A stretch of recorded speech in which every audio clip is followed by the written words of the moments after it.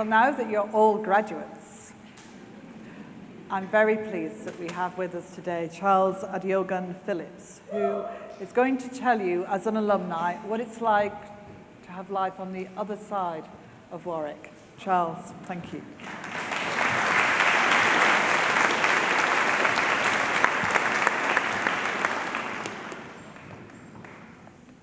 Warwick certainly took a risk today, ceding this podium to a lawyer, giving our penchant for verbosity and perhaps even pomposity.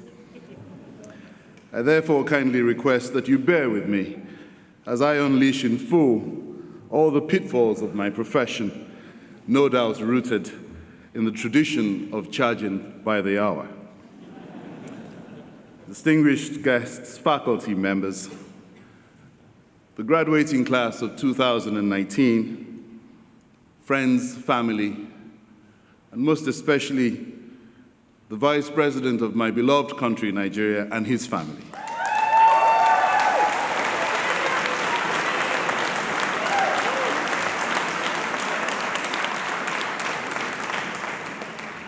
It is a distinct honor to be invited to address graduating students at my alma mater, and I would like to express my sincere thanks and appreciation to the Chancellor, Baroness Ashton, and to the Vice-Chancellor, Professor Croft, for affording me the opportunity.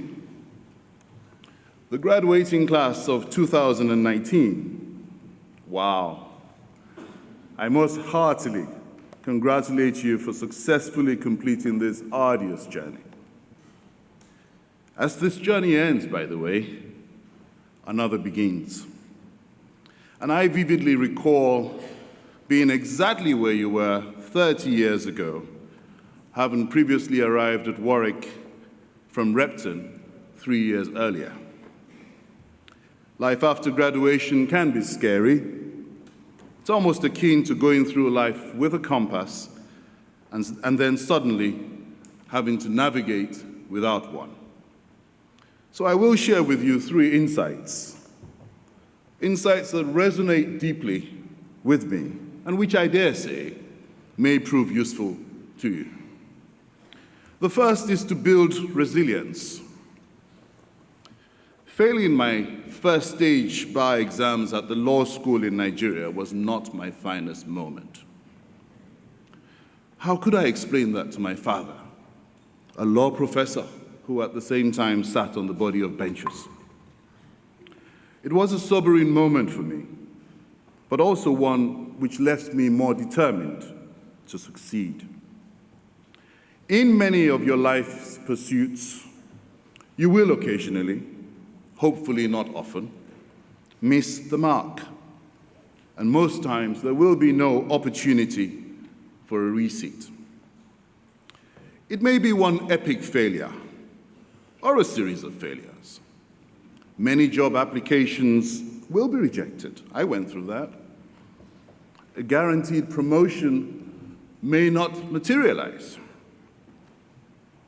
A beautiful lady you met whilst at Warwick may decline your marriage proposal. So, given that failure is inevitable, it is important so that you know how to handle failure, and that's through resilience. Napoleon Hill captured it beautifully when he said, "Every adversity, every failure, every heartache carries with it the seed of an equal or greater benefit." So you will need to search out that seed, and each time ensure that you cultivate it. The second is to dream big. Now, Christopher Reeve seemed to have had my life experience in mind when he said as follows: "So many of our dreams at first seem impossible. Then they seem improbable. And then, when we summon the will, they will soon become inevitable." My first noteworthy career change occurred just 8 years after leaving Warwick. Newly married, what I had initially thought would be a unique opportunity to take a short-term sabbatical from the rigors of regular practice as a solicitor in the City of London eventually lasted over a decade. My first duty station was in Rwanda, where 800,000 Tutsi civilians had been savagely killed in just over 100 days. Warwick's Law School's contextual approach to the teaching of law proved invaluable in my work as a UN genocide prosecutor.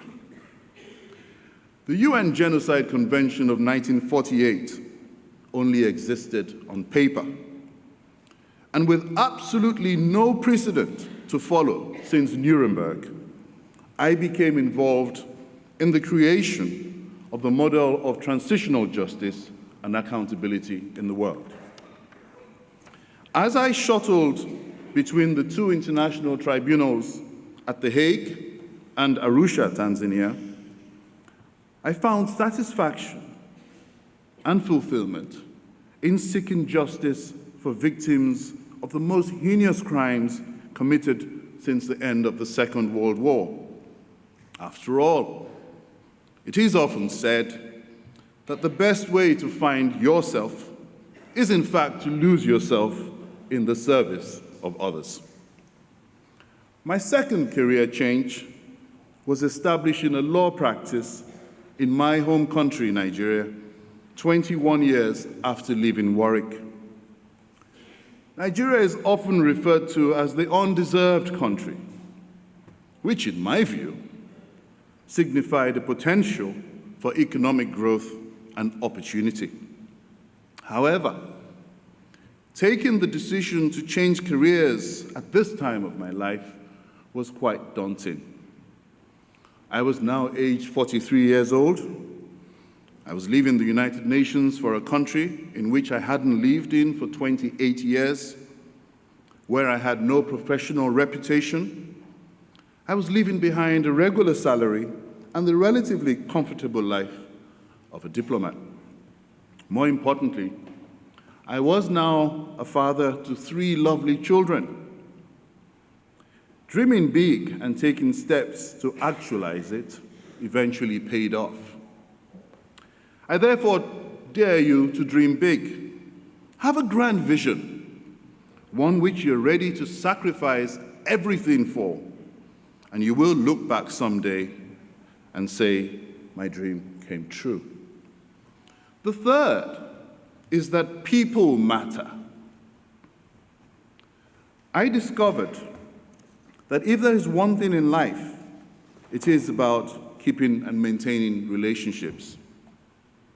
I made lifelong friends during my time at Warwick, and I have maintained these relationships until this day. Participating in the Warwick Alumni Network has in fact helped me to sustain my ties to Warwick and with fellow alumni. I therefore urge you to sign up and remain active in the alumni network in your respective locations. Whilst the internet and the social media may have a profound impact on connecting people, online friendships, I dare say, cannot replace in-person connections. So please remember to call home regularly, have dinner with friends, go home at Christmas, visit an old friend, remember birthdays, and cultivate good relationships at work, which is where you will spend at least 60% of your waking moments. A word of caution, however. In building and maintaining relationships, you need to keep both your heart and your head engaged. Discerning relationships you need to initiate or cultivate, those you regulate, and unfortunately, in some cases, eliminate. But please, please resist the urge to include your in-laws in the eliminate category. Ladies and gentlemen, distilling meaningful insights into a 5-minute speech is an ambitious task even for an advocate, especially given the diversity of aspirations represented in this room today. So I can only hope that these insights have struck a chord and will become impactful. As you all set out on your new journey, I wish you loads of love to share, good health to spare, and most of all, friends that care. Thank you very much.